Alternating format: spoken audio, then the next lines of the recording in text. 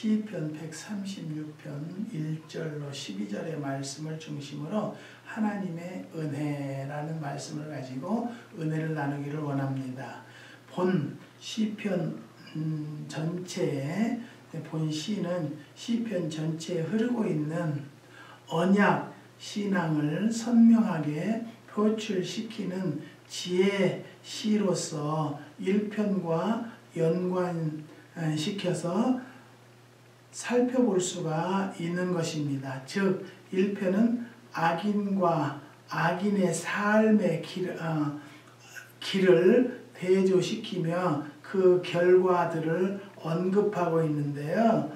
본시는 그러한 악인과 의인으로 분류되는 기본이 여호와 경외에 있으며 이를 근거로 언약의 하나님의 종국죄, 보응이 어떠한 차이를 보이는지 분명히 제시해 주고 있는 것입니다. 이를 구체적으로 분류해 보면 먼저 1절에서 4절까지는 하나님을 경외치 않는 자들의 악행을 언급하고 5절에서 9절까지는 여호와의 인자하심과 성실하심을 의리하는 의인의 풍성하심을, 그리고 10절에서 12절은 이들에 대한 하나님의 의로 보응이 언급되고 있다고 할 수 있습니다. 결국 본시는 하나님에 대한 신앙과 불신앙의 선택이 종국적인 인생의 모습을 결정짓는다는 분명한 진리를 선포하고 있는 것입니다. 산과 바다, 공중이 모두는 하나님의 공정하시며 의로우심을 상징하는 단어들입니다. 시인은 악인들이 설쳐대는 복잡한 인간사에 실망하지 않고 그 눈을 크게 떠서 묵묵히 그러나 분명히 역사를 섭리하시면서 사랑을 베푸시는 하나님의 존재의 사랑의 길을 사랑에 기여하는 것입니다. 우리에게 분명히 하나님의 은혜를 깨닫게 하는 모든 구절구절입니다. 저는 오늘도 이 말씀을 준비하면서 깨달은 것은 무엇이냐? 그래도 하나님 앞에 기도할 수 있고 하나님의 인도하심을 살 수 있으니 감사하다. 크게 풍파 어려움이 있었지만은 그 중에서도 하나님이 위로하시고 하나님의 은혜로 살 수 있었다는 것을 또 한 번 깨닫게 되는 것입니다. 형제간의 우애를 지키는 사람은 선한 감정과 훌륭한 믿음을 지니며 정당하고 올바른 민주주의를 실현하는 자라고 에베레트 R. 클리지가 말했습니다. 사랑하는 성도 여러분, 우리는요 성도 간의 관계도 좋은 것은 이것을 지키는 것은 하나님의 은혜이고 하나님 앞에 영광을 드리는 것이라는 것을 깨달는 심령들이 되시기를 부탁드립니다. 그러면 하나님의 은혜는 다윗은 본편의 앞부분에서는요 악인들의 사악한 행위에 대해서 비난했습니다. 계속해서 하나님의 은혜에 대해 노래하면서 위안을 얻고 있습니다. 다윗은 성도들을 보배로우신 하나님의 인자하심에 의해서 주의 날개 그늘 아래 피하는 자들이라고 말하고 있고 또 그들의 소망의 기도는 응답되어져 주의 집에 살찐 것으로 풍족한 것이며 그 결과 주의 복락의 강수를 마시게 될 것이라고 노래하고 있습니다. 사랑하는 성도 여러분, 오늘 제가 예배를 준비하면서 기도하면서 깨달은 것은 요즘에 많은 분들이 저에게 연락이 오는데 너무너무 힘듭니다. 경기가 너무 없습니다. 어렵습니다. 그렇게 많이 연락을 와요. 그래서 들어보면 각 가정마다 다 문제들이 있더라고요. 그런데 저는 해줄 수 있는 것은, 지금도 분명히 말씀드릴 수 있는 것은요, 하나님이 나의 편이고 나를 조종하시고 나를 이끌어 주시는 하나님이 나의 편이다. 그것만 믿고 하나님의 은혜만 생각합시다. 저는 미국에 한 30여 년 온 지 됐어도요, 정말 모든 일들이 하나님의 은혜로 살아왔습니다. 정말로 하나님 은혜가 없다라면 내가 어찌 살았겠습니까? 내가 영어를 잘하는 것도 아니고 그렇다고 뭐 남들같이 똑똑한 사람도 아닌데 하나님께서 미국을 가라는 명령 하나 듣고 미국에 와서 30여 년을, 거의 이제 뭐 나의 젊은 청춘을 여기 와서 다 소비하고 이제는 나이 먹어서 힘없어지니까 이제 미국의 정부의 도움을 받고 살 정도입니다. 사랑하는 성도 여러분, 그렇기 때문에 오늘 또 이 말씀을 듣는 모든 성도들은 하나님이 내 편이다, 하나님은 나의 아버지다라고 항상 묵상하는 마음으로 하루하루를 사시기를 주님의 이름으로 부탁드립니다. 값없이 주시는 것이 하나님의 은혜라는 것이죠. 하나님은 우리들에게 아무런 대가도 요구하지 아니하시고 은혜를 베풀어 주십니다. 이러한 하나님의 은혜를 깨닫고 그것을 감사하는 사람들의 아름다운 행위는 선교로 승화되었습니다. 자신들에게 주어진 하나님의 은혜를 다른 사람에게 나눠주는 선교로 승화시켰던 것이라는 거죠.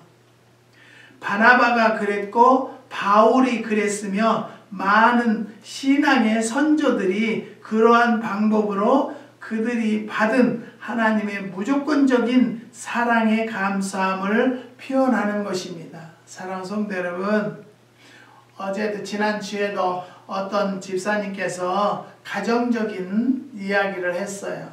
그런데 제가 말씀드리기는 하나님은 집사님 편입니다. 집사님을 붙잡고 계십니다. 그러니까 절대 화내지 마시고 하나님 앞에 감사하며 하나님은 나의 편이지요 라고만 하세요. 요즘에 한국 정세도 굉장히 복잡합니다.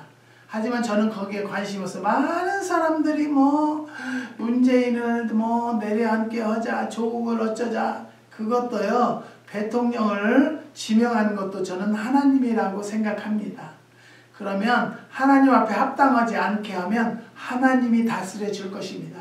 저는 매일 기도하는 것이, 하나님, 대한민국을 불쌍히 여기시고 기독교 국가로서, 그래도 기독교 국가는 아니라도 기독교가 그렇게 성장한 것은 분명히 하나님의 뜻이 있었을 것입니다. 하나님, 나라를 안정시켜 주시고 이 두 갈래로 갈라지는 나라를 하나로 만들어 달라고. 아까도 에베레트 R 크리지가 얘기한 것과 마찬가지로 형제간의 우애를 지키는 사람은 선한 감정과 훌륭한 믿음을 지니며 정당하고 올바른 민주주의에 실현하는 자라는 것입니다. 여러분, 나라가 평안해야 내 가정이 평안하고 내 직장이 평안하다는 것을 또 한번 깨닫고요, 거기에 동요하지 않고 여러분은 저와 함께 기도만 하자라는 거죠. 나라의 평안을 위해서 위정자를 지켜주시고 하나님의 뜻이 아니라면 하나님께서 어느 날 내려칠 것입니다. 우리는요, 하나님의 은혜는 돈으로 우리가 받는 게 아니고요, 우리의 믿음으로 값없이 믿음 있는 자들에게는요, 값없이 주시는 하나님께서 은혜를 준다는 거죠. 사랑하는 성도 여러분, 은혜로 오늘도 살지 않았습니까?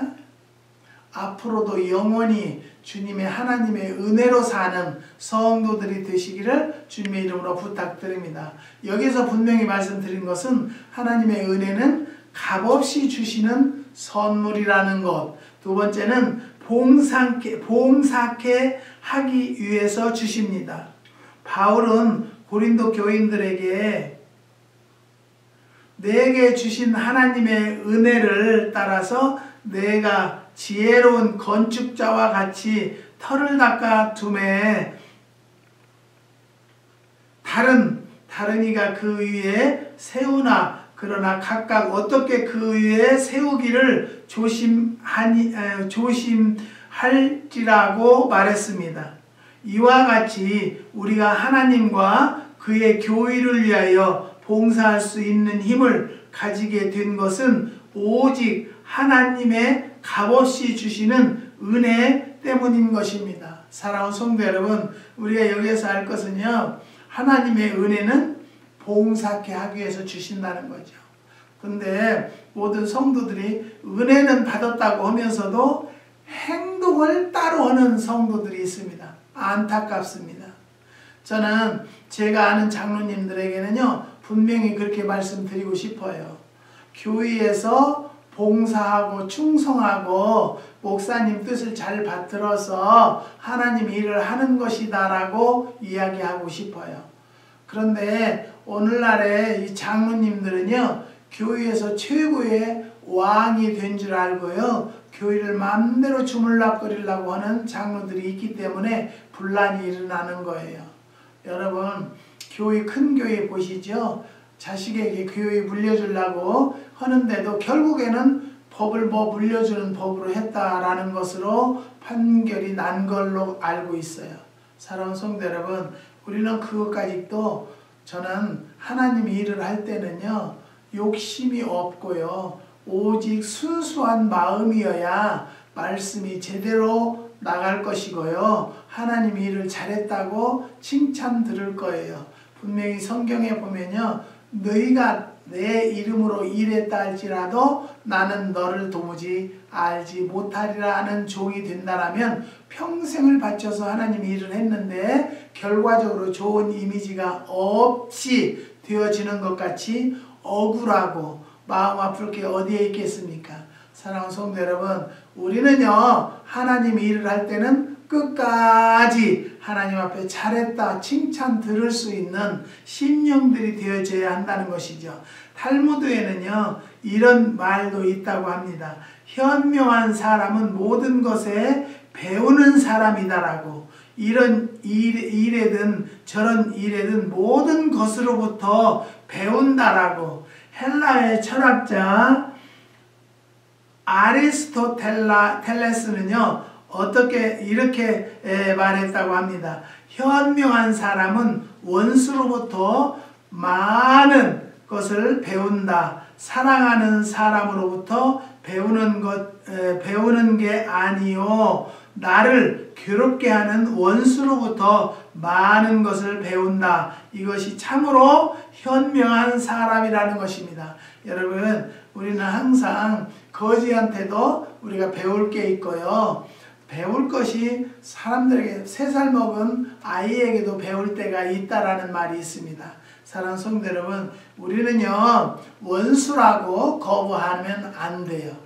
제가 먼저도 얘기했지만 사불이 나를 너무 힘들게 했다라고 한동안에는 마음이 아팠지만은 어느 날 기도하는데 그 사람을 통해서 모든 것이 합법적으로 바뀔 수 있는 기회를 주었구나라고 감사했습니다.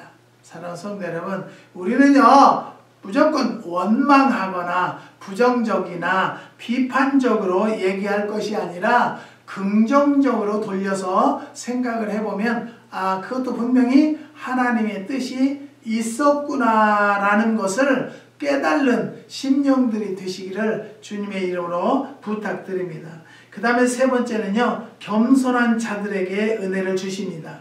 교만한 마음을 가진 자는 하나님의 은혜를 받을 수가 없다는 것이죠. 하나님은 교만한 자를 물리치시고 겸손한 자에게 은혜를 주신다고 했습니다. 베드로도 이 점에 대해서 말하면서 특별히 젊은 이들에게 번연하기를 젊은 자들아 이와 같이 장로들에게 순복하고 다 서로 겸손으로 허리를 동이라. 하나님이 교만한 자를 대적하시되 겸손한 자들에게는 은혜를 주신다고 분명히 말씀하고 계십니다. 우리가 탈무드에 보면요, 지혜 있는 사람의 7가지 조건을 다음과 같이 기록하고 있는데요. 첫 번째는 자기보다 현명한 사람을 만났을 때는 침묵하고 듣는 것이다. 이것은 분명히 들을 만한 말이다 하고 마음을 열고 계속 듣기만 한다. 들을수록 자기에게 이로운 것이니까 라고 했습니다. 사랑하는 성도 여러분, 우리는 교회에서도요, 내가 말하려고 하는 것이 아니라 무조건 경청하는 마음을 가지고 교회에 출석하시기 바랍니다. 여러분, 교회에 갈 때는 목사님을 통해서 말씀을 통해서 은혜 받으려고 갈 것입니다. 그런데 문 앞에 들어가면서 성도를 보게 되고, 저는 분명히 말씀드리는 것은요, 미국에서 제가 이렇게 오래 살면서요, 어떻게 마켓을 가든지 혹여 맥도날드를 가든지 그러면 간혹 한국 사람들을 만나요. 그 사람들 만나면 미국 사람들은 그냥 눈만 맞춰도 하이 그렇게 해요. 근데 한국 사람들은요, 그 한국 사람이 오잖아요. 그러면 저로 도망가요. 도망가는 건 좋은데요, 우아래로 스캔을 다 훑어보는 습관이 있어요. 왜 그러는지 저는 알 수가 없어요.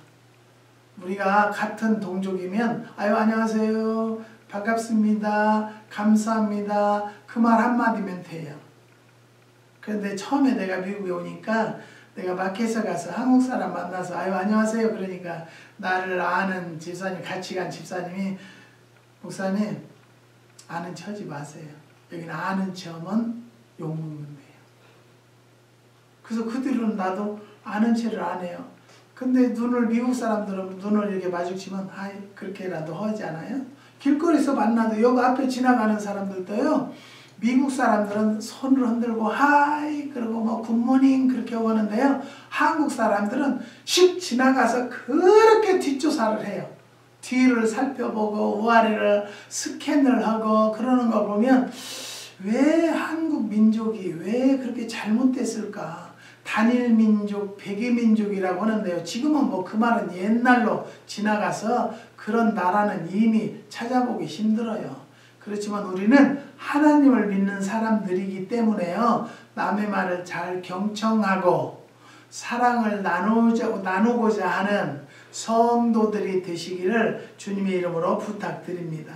두 번째, 남의 이야기에 절대 끼어들지 않는 것이다. 남들이 좋은 말을 하든 나쁜 말을 하든 그 사이에 끼어들어서 주책 없는 짓은 안 하는 것이다 라는 거죠. 그런데 얼마나 잘 끼어듭니까? 교회에서도 한 사람이 발표하면은 정말 저 사람은 좀 말을 안 했으면 좋겠는데 유별나게 더 하는 사람들이 있어요. 여러분 그걸 알아야 돼요. 그렇게 해서 제대로 내 가정이 제대로 쓰냐 하면 제대로 안 쓰게 돼요. 내 자녀들이 제대로 될 것 같은 것 같지만은 절대로 그러면 자녀들까지 또 안 된다고요. 우리가요, 말씀과 규례대로 지키는 자들은 천대의 복을 주겠다고 하나님께서 약속하셨습니다. 사랑하는 성도 여러분, 내가 후세들한테도, 나는 내가 부모들한테 뭐 유산을 받은 건 아니지만 그래도 감사한 것은 있어요. 건강하게 이 땅에 태어나게 해주셨다는 것. 그래서 저는요, 지금 아무것도 가진 것도 없고 모아놓은 것도 없지만 그래도 건강하다라는 것 얼마나 감사한지 몰라요. 사랑하는 성도 여러분, 이것이 하나님의 은혜이지요. 저는 건강한 것은 뭐 크게 어디가 뭐 병이 있고 어디가 나쁜 것은 아니니까, 뭐 혈압도 완전히 잡혀져 있어요. 하나님께서 지혜 주셔서 그대로 했더니 혈압도 완전히 잡혀 있어요. 사랑하는 성도 여러분, 하나님이 하시는 일을 우리가 거부할 수 없다는 것이에요. 사랑하는 성도, 세 번째는 대답할 때에 덤벙대지 않고 언제나 신중히 대답을 하는 것이 되래요. 여러분, 우리는요, 누구와 대화할 때 성격이 앞서지요. 그러니까 성격을 컨트롤을 할 줄 알아야 돼요. 그게 죽일 줄도 알아야 돼요. 사랑하는 성도 여러분, 은혜 받고 변화되면 은혜 받은 증거는 겸손이 따르고요. 은혜 받은 증거는요, 톤이 낮아지고 언어가 슬로우해진다는 거예요. 천천히 말을 하게 된다는 거예요. 그게 하나님의 은혜 받은 성도들의 자세고 삶이라는 것을 말씀드립니다. 네 번째는 핵심을 찌르는 질문을 하고 이치에 맞는 대답을 하는 것입니다. 여러분, 내가 정치 이야기는 하지 않아요. 한국에는 얼마나 다 잘난 사람들이 많은지 몰라요. 그리고 금방 탄로날 것도 그렇게 거짓말들을 하는 걸 보면은요, 야, 나는 제일로 궁금한 것이 한국의 그 국회의원이나 그 훌륭한 사람들이 자식들을 불법으로 학위받고 불법으로 다 해서 그 자식들이 얼마나 훌륭한 인재가 되겠느냐라는 거예요. 사랑하는 성도 여러분, 우리는요, 저는 한 가정을 보아서 알아요. 한국에 계시는 목사님인데요, 자녀가 셋이에요. 딸이 셋인데 그 목사님이 이제 리타이어를 하시겠대요. 퇴직을 하신대. 왜냐하면 사모님이 너무 건강이 약해지셔서 사모님을 위해서, 또 딸들은 엄마를 위해서 아빠가 좀 힘들더라도 목회를 좀 놓았으면 좋겠다. 근데요, 일평생을 주님을 위해서 일했는데 하루아침에 놓는 것은 쉽지가 않지 않겠어요? 그래서 저는 그동안에 수고 많이 하셨고 하나님이 보달 것입니다. 그래도 그 목사님은 그만두시면서 아프리카에 선교해서 거기다가 교회를 건축하고 또 건축 후원을 다 100% 해주는 걸로 알고 있어요. 그리고 엊그저께 저한테 연락이 왔는데, 목사님, 아무래도 저는 리타이어를 하려고 합니다. 사모가 너무 약해져서 안 되겠습니다. 그렇게 하세요. 왜냐하면 가정도 소중하니까요. 가족도 소중하니까. 그러는데 그 자녀들이 집을 사겠다고 그러는 것을, 집은 사지 마라. 근데 그 자녀들이 다 잘 됐어요. 네, 의무고시 패스해서 외교관이 되고요. 참 잘 됐어요. 참 훌륭한 목사님, 사모님이라고 저는 말하고 싶어요. 그래도 시골교회에서 어렵지만 정말 욕심 없이 주님만 바라보고 일한 그 목사님을 볼 때 참 훌륭하시다. 저는 그 목사님을 존경합니다. 사랑하는 성도 여러분, 우리는요, 누구에게나 정말로 핵심을 찌르는 얘기를 하지 않고요, 상대방 이야기를 사랑으로 들어줄 수 있는 그런 사람들이 되어져야 한다는 것이죠. 저는 그 목사님네 가정을 위해서 지금도 기도합니다. 하나님을 위해서 최선을 다하셨다라고 저는 생각하지만 하나님이 보시기에도 그럴 줄 믿습니다.